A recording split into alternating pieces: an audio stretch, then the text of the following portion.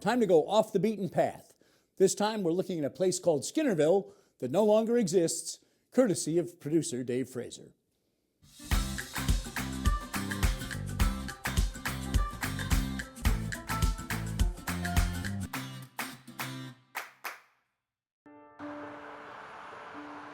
Route 9 from Northampton, you come through Florence and a part of Leeds, and you come to the Williamsburg town line.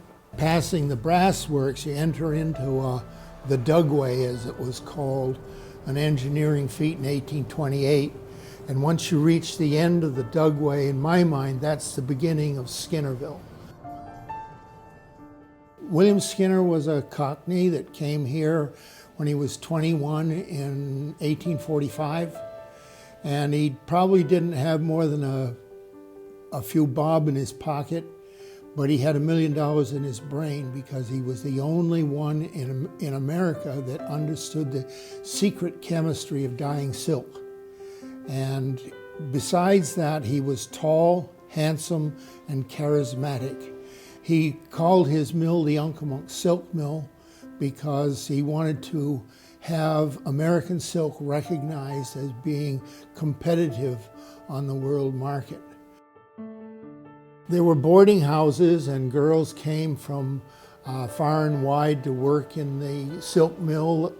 They needed the dexterity of women, and children were employed to manage the ends of the fibers of silk. Many of his employees were Williamsburg people who were living in houses that he owned or had provided for them. Some of those employees' children were working at the mill as early as 8 and 12 years old.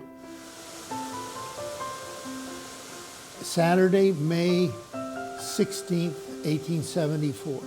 The reservoir failed, and 750 million gallons of water was released. Skinner pulled himself up the embankment of the railroad tracks. He looked back and everything was gone. It just was swept away, hardly a brick left of all of his mill complex. At the time of the disaster, there was a school right in this area just above the bridge that was all washed away. And just below the bridge, there was a boarding house that was also washed away. The houses on this side of the river were high enough that they weren't damaged much, if at all. But the water on that side of the river was up over the windowsills on the houses. But if you can imagine 750 million gallons of water passing this static point in 15 minutes, it was very destructive. The power of flowing water is just amazing. Skinner went to Holyoke and built the largest silk mill under one roof in America. And when he died about 1912, he was a billionaire in today's money. His home here in Skinnerville, after the disaster, was moved to Holyoke and is Wistaria-Hearst Museum.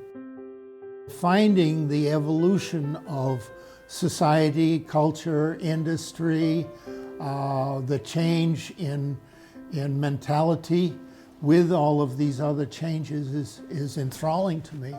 And really, if we don't know where we came from, how can we possibly know where we're going?